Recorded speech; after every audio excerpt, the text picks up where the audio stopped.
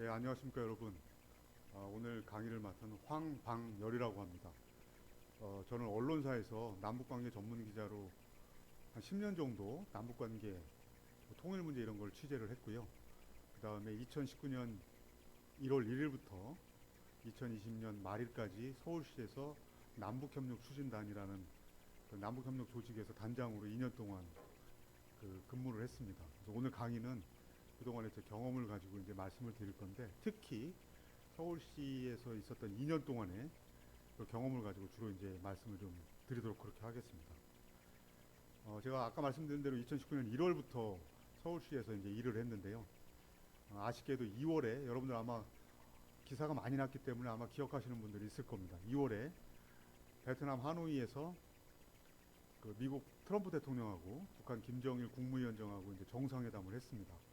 그래서 북한 김정은 위원장이 기차를 타고 6,300km를 정도 가기도 하고 그랬는데, 아무튼 다 아시는 것처럼 이 회담이 결렬이 됐습니다. 결렬이 되고 나니까 이게 우리한테 직접적인 영향이 와가지고 남북 관계가 이제 그때 단절이 됐습니다. 김정은 위원장은 남쪽하고 만나지도 마라, 무슨 행사는 물론이고 만나지도 마라, 이런 지시를 내렸습니다. 다 아시는 것처럼 김정은 위원장은 북한에서 이제 절대 지도자입니다. 그래서 그 지시가 내려오면 다 지켜야 됩니다. 그래서 남북관계 완전히 끊겼어요. 저는 들어간 지 2달밖에 안 돼가지고 이런 상황이 되니까 이제 굉장히 난감한 상황이 됐습니다. 그래서 우회로를 찾아야 되겠다, 비켜가는 길을 찾아야 되겠다. 그래서 이렇게 저렇게 이제 궁리를 하고 알아본 결과 북쪽 사람들이 블라디보스톡을 좀 편애한다는 것을 알게 됐습니다. 우리 지도를 보면 이 북쪽 맨 끝쪽으로, 그러니까 이쪽이 이제 두만강이고 오른쪽이 이제 압록강 쪽이잖아요. 그래서 그 건너편에 블라디보스톡이 있습니다. 북쪽에서는 굉장히 가깝습니다. 강 하나만 건너면 이제 그쪽이죠. 우리도 비행기로 가면 한 2시간 정도면은 충분히 가는 거리입니다. 원래 더 빨리 가는데 이 북한 영공을 지날 수 없기 때문에 우회해서 공해로 나가서 이제 들어가야 돼서 시간이 좀 더 걸립니다. 거리상으로 굉장히 가까운 거리입니다. 그래서 블라디보스톡에서 서울, 평양, 베이징, 모스크바, 도쿄, 동북아 5개국 수도 친선 탁구대회를 열었습니다. 그러니까 북쪽 입장에서는 국제대회를 참석하는 거기 때문에 상대적으로 좀 부담감이 덜한 겁니다. 그래서 이쪽에 가서 이제 뭐 남북 간의 직접 접촉은 아니지만 국제 행사를 통해서 만나는 그런 행사를 좀 잡은 겁니다. 지금 이제 여기 보시면 이 사진에 왼쪽의 남자들은 우리 남쪽 탁구단 선수들입니다. 오른쪽은 북쪽 선수단입니다. 가운데 자세히 보시면 여러분들 잘 아시는 유승민, 현재는 탁구협회 회장이자 IOC의 선수위원입니다. 그 올림픽 금메달리스트고 뭐 이런 분이죠. 올림픽에서 이제 탁구에서 금메달, 그 남자 단식에서 이제 금메달을 딴 분입니다. 이 행사 때 이 유승민 협회장 겸 IOC 선수위원이 이 시상자로 이제 참석한 그 장면입니다. 근데 5개국 수도 탁구 대회인데 아주 공교롭게도 우리 입장에서는 기분 좋게도 남자 중에서는 우리 남쪽 선수단이 우승하고 여자 쪽에서는 북쪽이 우승을 했어요. 그래서 이 그림이 이렇게 만들어진 겁니다. 그리고 두 번째는 그 아래 이 사진은 제가 여기 이제 양복에 이제 손을 내밀고 있는 게 전데요. 탁구대 다 끝난 다음에 북쪽 남자 선수들하고 이제 인사하는 장면입니다. 다 끝나고 그래서 좀 젊은 선수들이긴 한데 좀 끝나고 그래서 제가 술을 한 잔 권하려고 그랬는데 선수들이라 아직 대부분 그러니까 10대도 있고 20대 초반까지 있었는데 술은 피하더라고요. 그래가지고 그 인사하고 악수하는 장면입니다. 그래서 남쪽에서 온 아저씨라고 생각을 해라 뭐 이러면서 제가 이 인사를 건네는 장면입니다. 여기 저는 빠져 있는데 이게 사진을 제가 찍은 것 같은데 가운데 있는 분이 이제 현정화 탁구 감독입니다. 우리 남쪽 선수단의 이제 선수단 전체의 총감독, 단장 이런 역할을 하신 분입니다. 이분도 세계적인 탁구 선수죠. 현정화 지금 현재 마사회 감독입니다. 그다음에 그 오른쪽에 있는 분, 웃고 있는 분은 이 중국 탁구 감독이고요. 술병을 들고 있는 분은 북쪽 그 감독입니다. 그래서 이제 이런 행사를 하나 해서 북쪽 사람들을 좀 접촉을 하고 만나서 이런저런 이제 대화를 나누고 했습니다. 두 번째로는 나선 녹둔도 이순신 장군 유적 남북로 공동조사 이건데요. 나선은 북한의 이제 나진선봉 특별시입니다. 그러니까 외국과의 개방, 외국과의 합작 사업 이런 걸 위해서 나선 특별시를 만든 건데, 뭐 현재는 이제 북한이 국제제재를 받고 있기 때문에 크게 원래 의미는 못 살리고 있습니다. 그 다음에 녹둔도, 예전에 이순신 장군 관련된 드라마를 열심히 보신 분들은 혹시 들어보신 적이 있을지도 모릅니다. 이순신 장군은 이제 지금으로 말하면 해군, 수군의 그 참모총장 이런 역할을 한 분으로만 이제 우리가 기억을 하는데 원래는 육군 출신입니다. 그래서 젊었을 때는 저 북방의 맨 끝에서 녹둔도에 가서 지금으로 말하면 한 대대장급 뭐 이런 연대장급 이런 걸로 이제 근무를 한 분입니다. 그때 주둔한 데가 녹둔도라는 섬입니다. 근데 지금은 여기가 러시아령이 됐습니다. 그러니까 나선은 북한 땅인 거고 녹둔도는 지금 현재 러시아 땅이에요. 근데 여기에 이순신 장군이 육군으로 근무할 때 그 여진족하고 싸운 유적이 남아 있는 겁니다. 그래서 요걸 한번 발굴하는 사업을 해보자. 이거를 이제 남북 간에 이제 직접 접촉은 안 되지만 러시아를 중간에 끼고 이 사업을 한번 해보자. 검색해 보시면 이 관련된 기사들이 꽤 많이 나올 겁니다. 이순신 장군은 이 북쪽에서도 인정하는, 그러니까 남북이 공동으로 인정하는 민족의 영웅이기 때문에 북쪽도 이순신 장군에 대해서는 관심이 큽니다. 그래서 북러, 남러, 그러니까 북한하고 러시아 같이 하고 남한하고 러시아하고 같이 한 다음에 이걸 합치는 사업을 이제 구상해서 했던 겁니다. 이 첫 번째 사진은 거기서 이제 현지 지표 조사하는 이런 발굴 장면입니다. 그 다음에 아래는 우리 남쪽의 학자들하고 북쪽의 학자들하고 같이 러시아, 그러니까 블라디보스톡에서 학술대회를 하면서 찍은 기념사진이고요. 여기 애들 보일지 모르겠는데 여기 있는 사람이 이제 접니다. 이렇게 해서 했고, 이 밑에 이제 화면이 좀 등장인물들이 좀 밑에 앉아 있는데 여기는 이제 북한하고 러시아하고 같이 공동으로 학술대회를 하는 그런 장면입니다. 그래서 이런 행사들이 있었고요. 지금 이제 남북 관계가 안 좋기 때문에 이런 식으로 북한 러시아 쪽하고 남한 러시아 쪽 따로 했습니다만, 그러니까 이게 공동으로 어느 정도 상황이 되면 두 개 행사를 합쳐서 진행할 수 있다.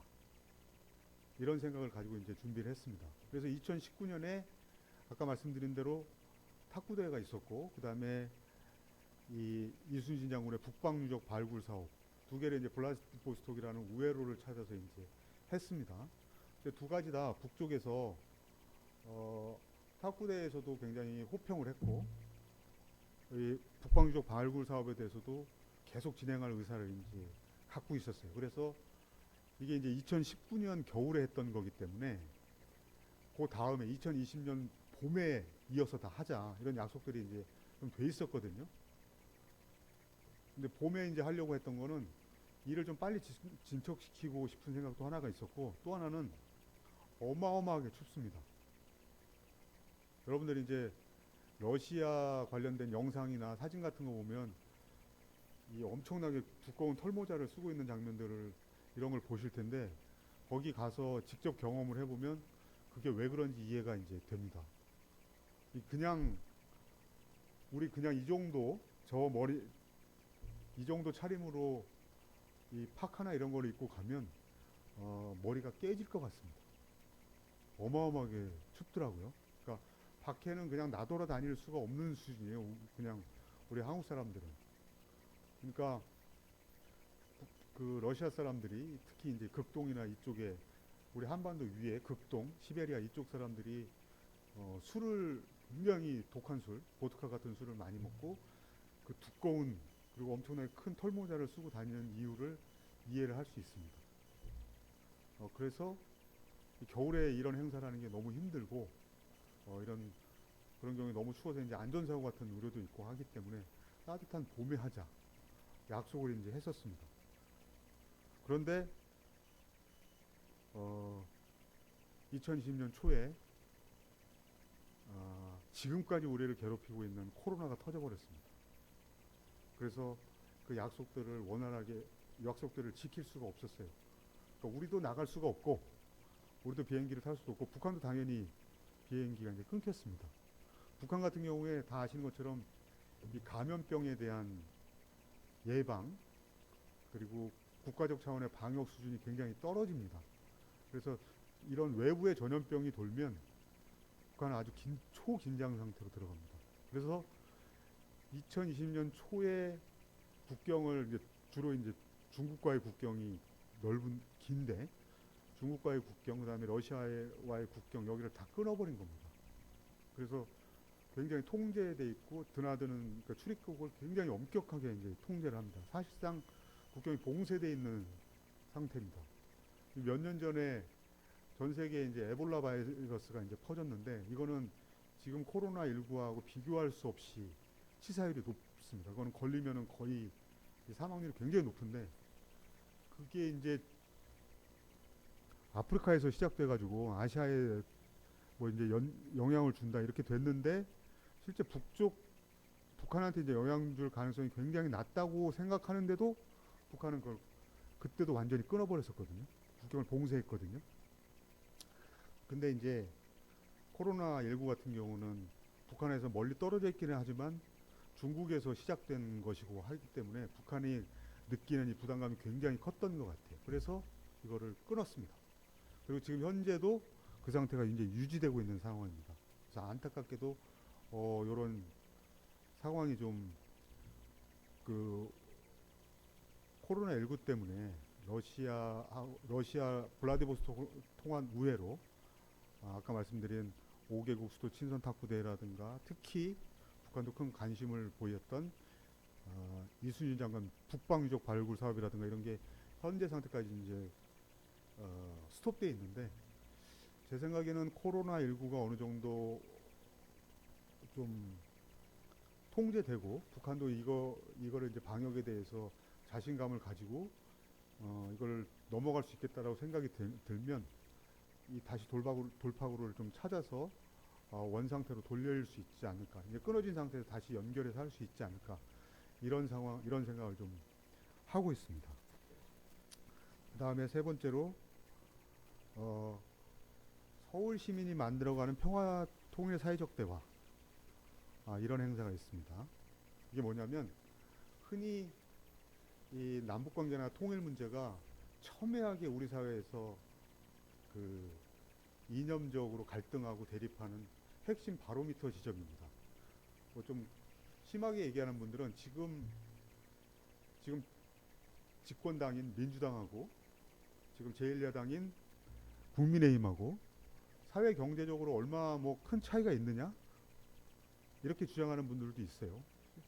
뭐 경제적으로 사회 경제적 정책에서 크게 차이가 없다고 얘기하는 분들도 있고 그렇지 않다 굉장히 큰 차이가 있다라고 얘기하는 분들이 있지만 어느 쪽 의견이든 간에 공통적으로 얘기하는 거는 남북관계에 대한 거, 통일 문제에 대한 거는 양쪽이 굉장히 다릅니다.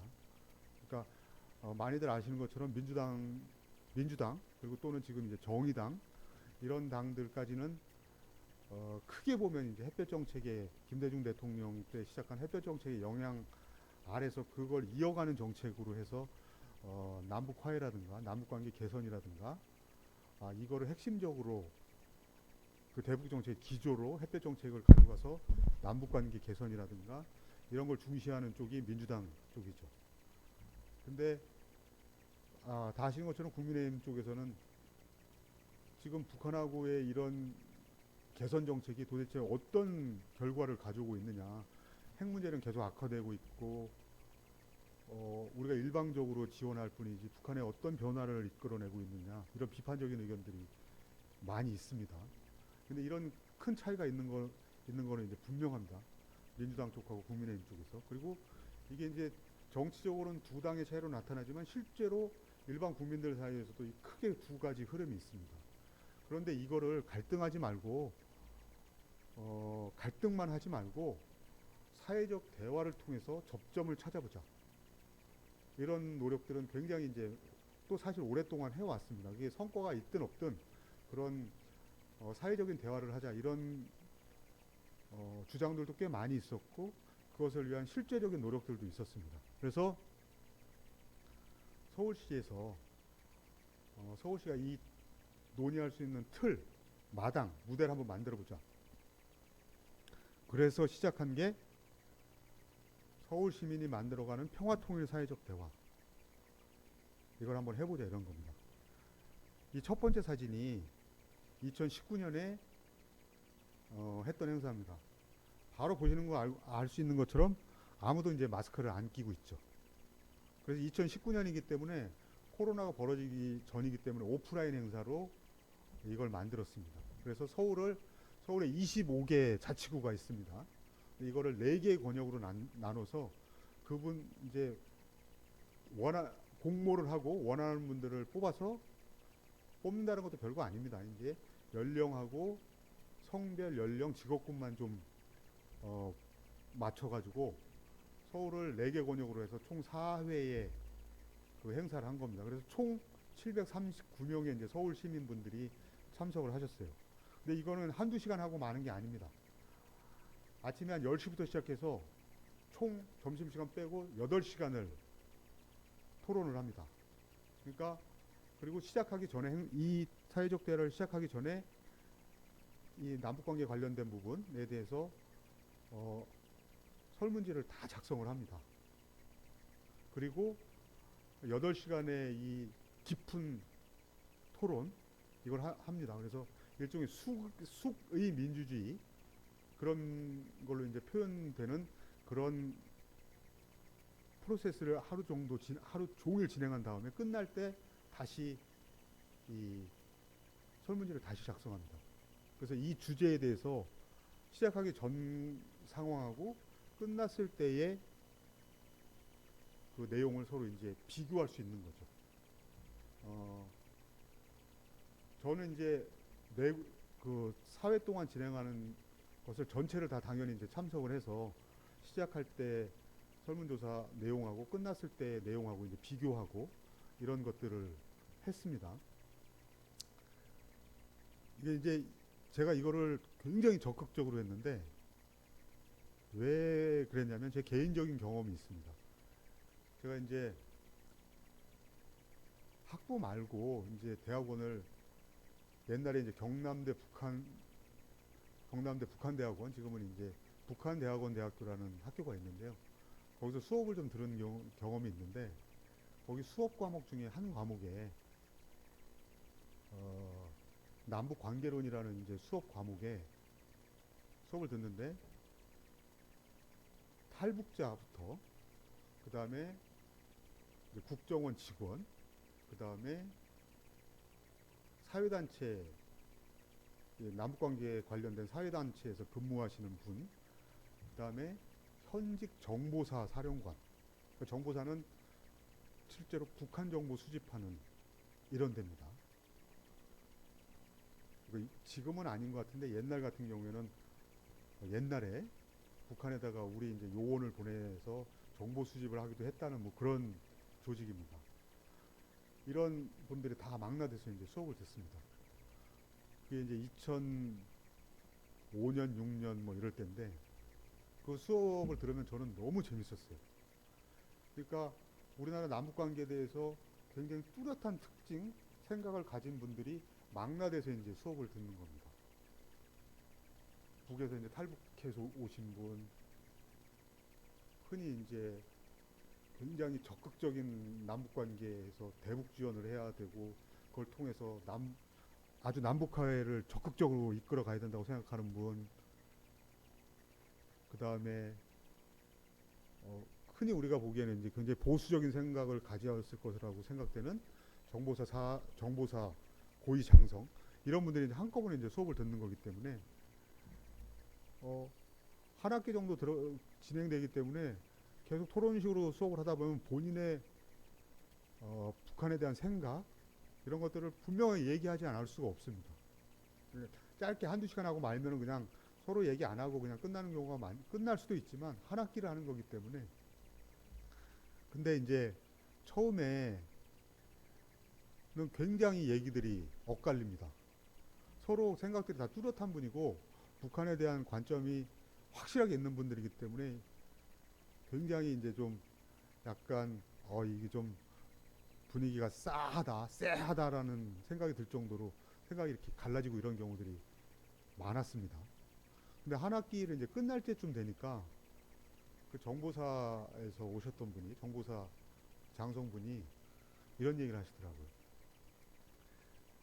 내가 당신들 중에 어쩌고저쩌고 한 분들이 하는 얘기를 나는 내가 평생 군인으로 이렇게 일해왔기 때문에 이거를 나는 수용은 못한다.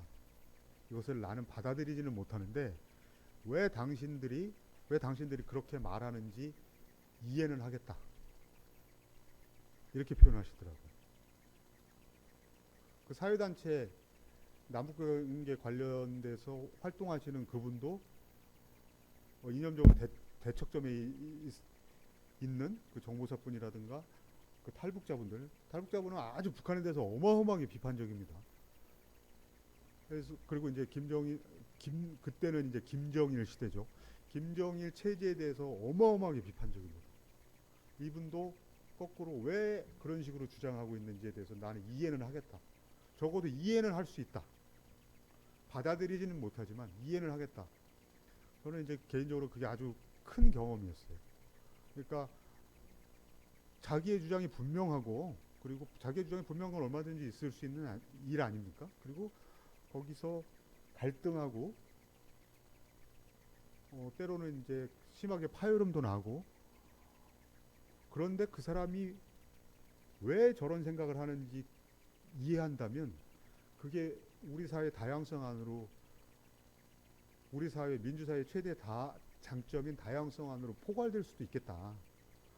전체 다양성 안에 포괄될 수 있는 거 있을 수 있겠다. 이런 생각을 좀 하게 됐습니다. 그래서 아까 말씀드린 그 북한과의 남북교류 사업, 그러니까 뭐 친선 탁구대회라든가 이수진 장군 북방 유적 발굴 사업도 무지하게 열심히 하려고 이제 했는데 그에 못지않게 직접 북한 사람들을 만나는 사업이 아니더라도 이 평화통일 사회적 대회는 굉장히 의미가 있고 굉장히 계속 가져가야 될 사업이다.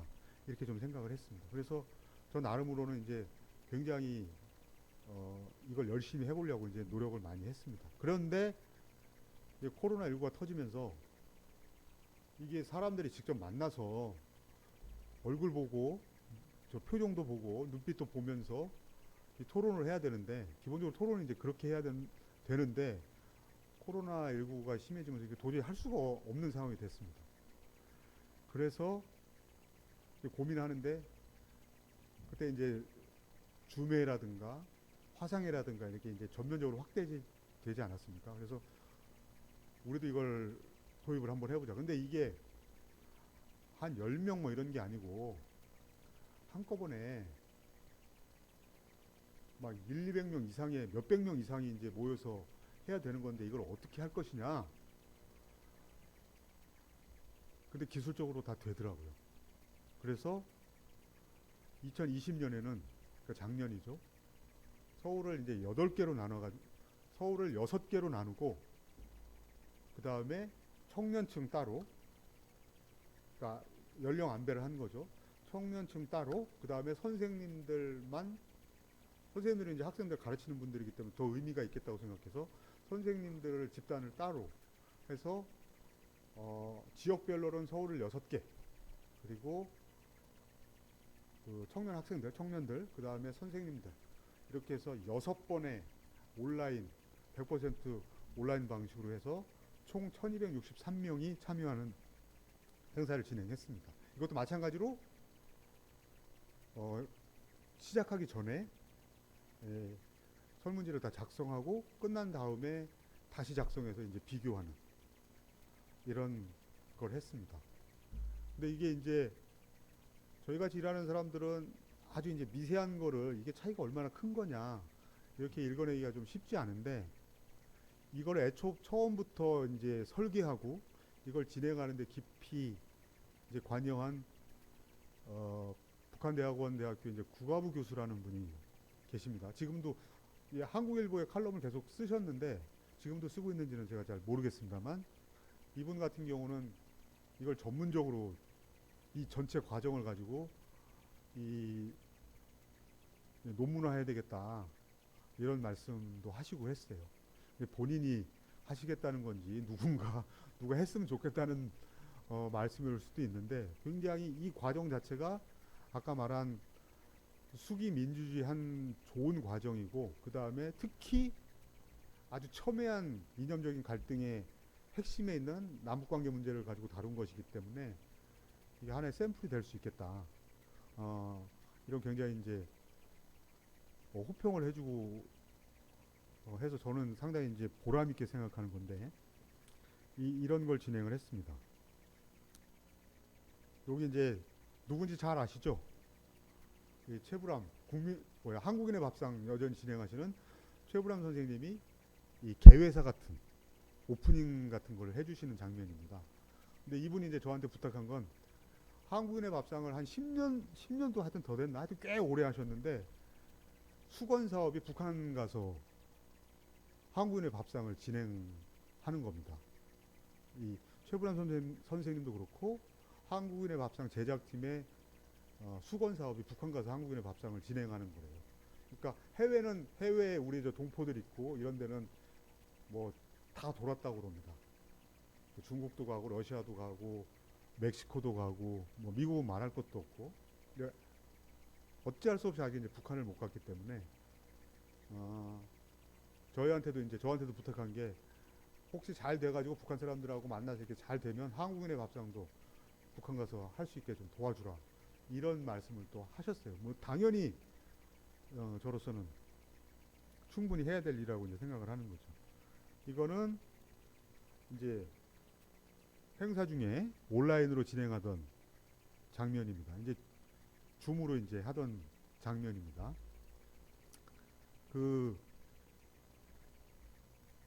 제가 이제 세 가지 말씀을 드렸는데, 이게 굉장히 우리 강의 들으시는 분들은 이제 멀게 느껴질 수 있는데 꼭 그렇지 않습니다. 그러니까 서울시만 해도, 서울시가 굉장히 큰 조직이잖아요. 서울시만 해도 이 시민 기자단이라든가 학생 기자단이라든가 그러니까 그 시를 홍보하기 위해서 이 일반 시민들을 모집해서 하는 행사들이 되게 많습니다. 그 중에 하나가 이제 방금 말씀드린 시민 기자단 같은 것도 있고, 이런저런 행사에 학생들이 이제 등록돼서 참여를 하지 않습니까? 그러면 이런 행사에 직접 다 참여할 수 있습니다. 여기 제가 말씀드린 평화통일 사회적 대화 같은 경우에도 이제 직접 참여할 수도 있고, 그리고 바로 밑에 이제 제가 이제 소개드릴 시민 참여형 평화통일 프로그램, 이런 게 있습니다. 여기 굵은 글씨로 제가 했는데, 평화통일 청년 리더 양성 사업. 그러니까 이 서울시에서 만드는, 그러니까 남북관계 관련된 교육이라든가 이제 강의도 있고 뭐 이런데, 여기 이제 참여한 분들은 뭐 경쟁률 그렇게 안 셉니다. 참여한 분들 강의도 듣고, 그래서 2019년에는 단둥을 갔다 왔어요. 그래서 이제 북중 접경지대라고 하는, 북한하고 중국하고 이제 접경지대, 그 중에 대표적인 도시가 이제 단둥인데, 이렇게 해서 백두산까지 갔다 오는 이런 사업을 이제 진행을 했습니다. 그래서 이런 것들은 이런 사업들에는 우리 학생분들도 평소에 좀 관심만 가지고 있다가 그 서울시 같은 경우도 마찬가지고 경기도 같은 경우 또는 강원도, 인천, 서울, 경기, 강원, 서울, 경기, 강원, 인천 같은 경우는 이 광역지자체 차원에서 이런 행사들을 매 주기적으로 합니다. 그러니까 이런 데 가입해서 하시면 여러 가지로 도움이 되는 게 꽤 있을 것 같아요. 그래서 저는 이제 약간 이제 조금 벌써 시간이 흘러서 제가 이제 기억은 좀 가물가물해졌습니다만 이런저런 행사에 다른 이제 남북관계 행사를 이제 무슨 토론회라든가 세미나라든가 또는 이런저런 관련 음악회라든가 뭐 이런 행사를 가면 제가 이제 서울시를 떠난 상태에서 가면 아주 젊은 친구들이 학생들이 저한테 이제 인사하는 경우가 있어요. 그러면 이제 저는 긴가민가 하면 서울시 그 평화통일 청년 리더 그 사업에 참여를 했었다. 그러면서 이제 그때 강의도 듣고 그 북중 접경지대 거기 갔다 참여도 했었다. 이제 이런 얘기를 하시는 분들이 있습니다. 근데 이제 2020년에는 그 코로나 때문에 이제 출국을 못했기 때문에 울릉도라든가 이런 이제 국내에 이제 다른 상징적인 장소들을 이제 방문하는 행사로 이제 대체를 했는데 그 코로나 때문에 중간에 막 미리 이제 한두 달 전부터 이 예약을 해놓는데 이 코로나19 상황이 급격하게 막 갑자기 악화되고 이럴 때는 행사를 해야 되나 말아야 되나 그래서 중간에 이제 취소했다가 왜냐하면 이제 정부 사회적 거리두기 방침에 따라서 움직여야 되기 때문에 취소도 하고 했던 이제 그런 기억이 나는데요. 아무튼 우리 학생 여러분들 같은 경우에서도 광역지자체 같은 경우에는 이 봄이나 가을 같은 경우에 홈페이지 같은 데나 이런 데 좀 자주 들어가 보시거나 또는 관련 기사들 나는데 이런 거 좀 유심하게 보면 좀 신경 써서 보시면 이런 행사에 참여할 수 있는 기회들이 꽤 많습니다. 그리고 그렇게 참여하는데 무슨 자격 제한이나 이런 게 별로 까다롭지 않습니다. 관심만 있으면 얼마든지 참여할 수 있습니다. 그렇다고 해서 그냥 그 방식에 뭐 특별한 어떤 이념적인 성향을 가지고 움직이는 것도 아니지만 그런 형태의 아주 낮은 수준에서 동의하는 것만으로 충분히 참여할 수 있는 그런 것들이 굉장히 많습니다. 네. 어떤 경우에는 어떤 학생들 같은 경우는 처음 한번 경험해 본 다음에 이런 걸 아주 잘 활용하는 친구들도 꽤 있습니다. 그렇습니다. 그 다음에 2019년도 그렇고 2020년에도 그렇고 북한의 그 의료 상황이라든가 식량 상황이라든가 이런 거는 늘 안 좋습니다. 그래서 2019년에는 북한이 이제 공개적으로 국제사회에다가 그 식량 문제를 호소를 했어요. 우리가 이제 식량이 부족해서 굉장히 큰 문제니까 지원을 해달라. 그러니까 유엔 주재 이제 북한 대사가 공개적으로 공식적으로 요청을 했습니다. 근데도 남쪽에는 이거를 지원을 안 받겠다. 뭐 이런 입장이었어요. 그래서 WFP 유엔 세계 식량 계획을 통해서 저희가 이제 WFP에다가 100만 불을 지원하고 그러면 그 돈을 가지고 WFP는 돈을 그냥 주면 안 됩니다. 지금 제재가 있기 때문에 돈을 그냥 줄 수는 없습니다. 어느 나라든. 그건 이제 유엔 제재, 국제 제재 위반입니다. 그래서 WFP에서 이 돈을 가지고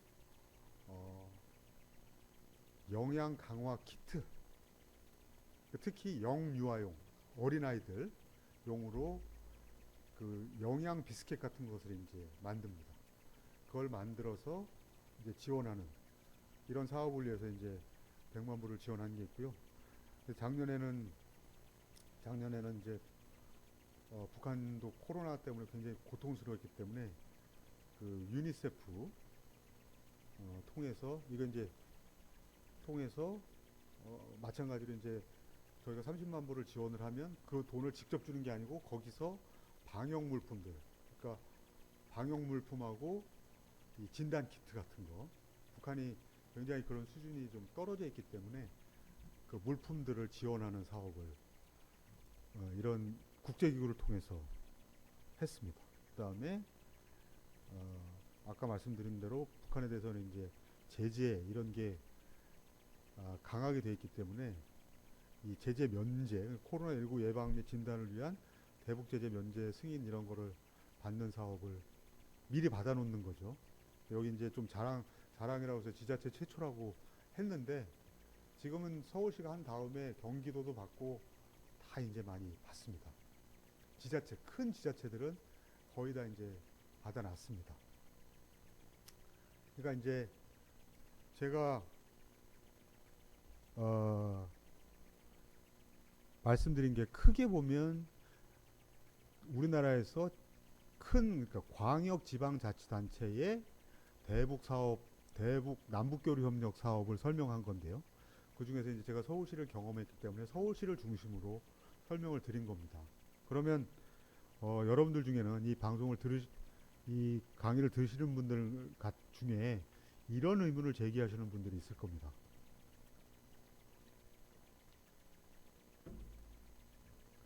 남북 사업 이런 거는 대북 사업은 통일부가 있는데 왜 지방자치단체가 이런 걸 하느냐, 이런 얘기를 하실 수 있습니다. 경기도 같은 경우에는 북한하고 맞닿아 있는 시군이 7개가 됩니다. 강원도는 6개입니다. 인천은 혹시 강화도나 교동도라고 있습니다. 이런 데 가보신 분이 있을지 모르겠는데 거기는 북한이 바로 보입니다. 그리고 강을 통해서 접해 있습니다. 지금의 기술로 북한하고 다리를 놓으면 엄청 짧은 다리 통해서 북한하고 연결될 수 있습니다. 그러니까 이런 데 같은 경우에는, 이런 지자체들 같은 경우에는 실제로 북한하고의 사업이 굉장히 필요합니다. 예를 들면 지금은 이제 북한에 대해서 굉장히 비판적인 말씀을 많이 하는 김문수 전 경기지사 같은 경우에는, 그분도 이제 본인이 경기지사 하실 때는 북한하고 사업에 대해서 굉장히 열심이었는데 경기도에서 이제 말라리아가 이제 모기를 통해서 전염되지 않습니까? 말라리아가 이제 경기 북북 쪽에 북한하고 돼 있는 쪽에 접경지에 있는 쪽에 말라리아가 심하게 퍼진 적이 있어요. 근데 그게 북쪽에서 오는 모기들을 퇴치하지 않고 이걸 잡을 수가 없는 거예요. 그래서 김문수 경기자가 직접 방북해서 말라리아 모기 잡는 사업을 이제 했습니다. 그리고 강원도 같은 경우에는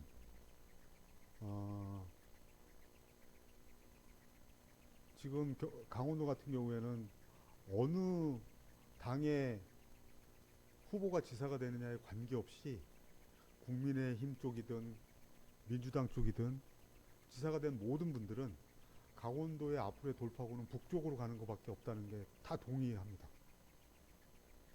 그러니까 지금 우리 여건상 강원도의 어떤 대규모 생산 단지, 그러니까 창원이라든가 또는 수도권처럼 대규모 산업 단지를 만들기가 어렵습니다. 강원도 같은 경우에. 그래서 관광이라든가 생태라든가 이런 쪽에 중심을 가지고 있는데, 특히 관광 분야 같은 경우에는 북쪽이 막혀 있는 상태에서는 강원도 자체적으로 하기가 굉장히 어려운 상황입니다. 인천도 이제 비슷하게 설명할 수 있고요. 아주 필수적인 부분이 있습니다. 그리고 이제 그 중앙정부의 대북 사업은 정치적인 상황의 영향을 상대적으로 많이 받습니다. 정치 군사적인 영향을 많이 받는 거죠. 근데 지방자치제는 거기서부터 상대적으로 자유롭습니다. 완전 민간처럼 정치 군사적인 영향을 덜 받진 않지만, 그러니까 중앙정부하고 민간단체 사이에 있는 거죠. 근데 지방자치단체들 같은 경우에는 민간단체들에 비해서는 상대적으로 자금력이 있고, 그 다음에 행정 경험이 있기 때문에 지방자치제 일반 단체들, 일반 민간단체들보다는 그런 면에서 장점이 있습니다. 그런데 중앙정부 차원에 비해서는 정치적인 사안들을 다루지 않기 때문에 인도 지원 문제라든가 관광이라든가 이런 이런 부분을 다루기 때문에 상대적으로 부담이 적습니다. 그러니까 이런 장점이 있어요. 그러니까 독일 같은 경우에 독일하고 소독이 통일될 때 이미 63개 정도의 서독과 동독의 도시끼리 자매 결연을 맺은 상태였어요. 그래서 그게 독일 통일하는 데 있어서 물리적인 마찰 없이 통일되는데 상당한 부드럽게 서로 융합할 수 있는 계기가 됐다. 이런 평가를 받습니다. 특히 지방자치단체들끼리 서로 교류를 해왔기 때문에, 교류를 해온 상태였기 때문에 이게 통일 과정에서는 결정적으로 어떤 장점으로 또 작용한 게 하나가 있냐면, 행정 시스템을 만드는데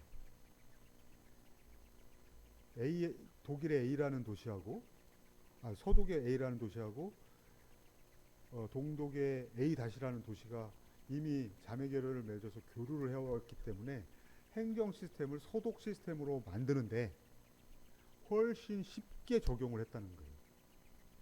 이미 교류를 하고 있는 상태였기 때문에 이 서로 접촉해서 하나의 행정 시스템을 만드는데 굉장히 부드럽고 유연하게 부드럽게 이 행정 시스템을 통합하는데 굉장히 큰 작용을 했다. 이거는 우리한테도 굉장히 큰 시사점을 준다고 생각합니다. 물론 독일하고 우리는 좀 차이점이 있습니다. 독일은 전통적으로 동독도 그렇고 서독도 그렇고 연방정부 시스템이었기 때문에, 그거는 예전에 이제 비스마르크가 처음 독일을 통일할 때 그 전부터 지금까지도 연방의 그 흐름이 연방주의적인 나라였기 때문에 지방에 대한 개념이 우리보다, 지방자치제에 대한 개념이 우리보다 훨씬 깊게 뿌리박혀져 있던 그런 차이는 있습니다.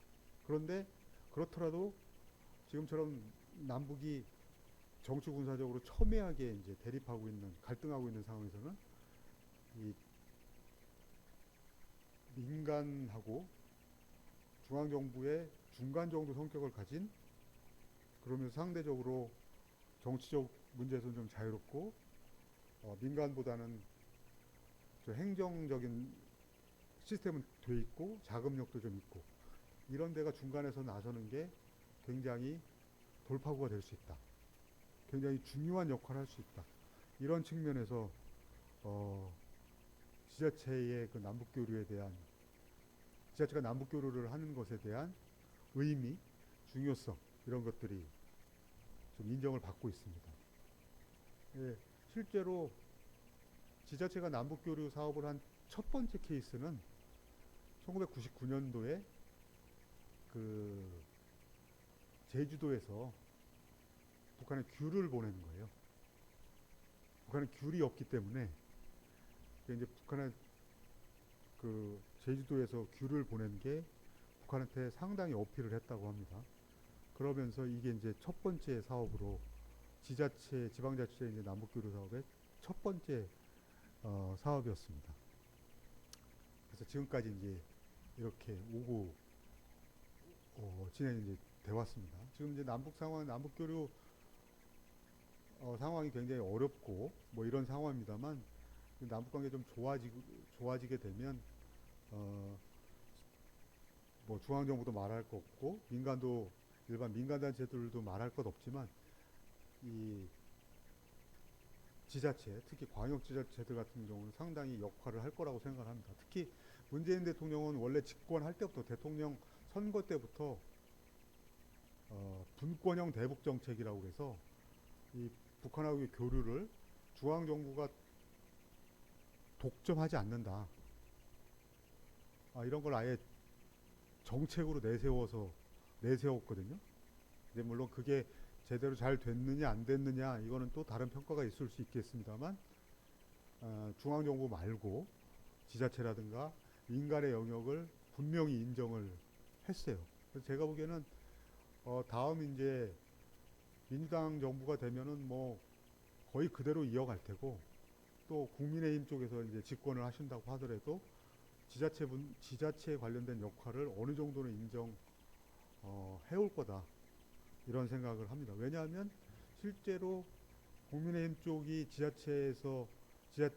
광역지자체에서 승리해서 그 광역지자체를 움직일 때도 지자체 교류에 대해서 그 해당 지사 시장분들은 또 나름의 역할들을 하신 것들이 계속 쌓아오고 왔거든요. 그래서 그런 역할들을 해오신 걸로 보면 이후에 또 남북관계 좀 좋아지고 이러면 지자체도 계속해서 이런 역할을 할 수 있을 거다 이렇게 생각을 합니다. 제가 한 50분 정도 오늘 말씀을 이렇게 드렸는데요. 여러분들께 좀 도움이 되는 강의였기를 바랍니다. 이상으로 마치겠습니다. 감사합니다.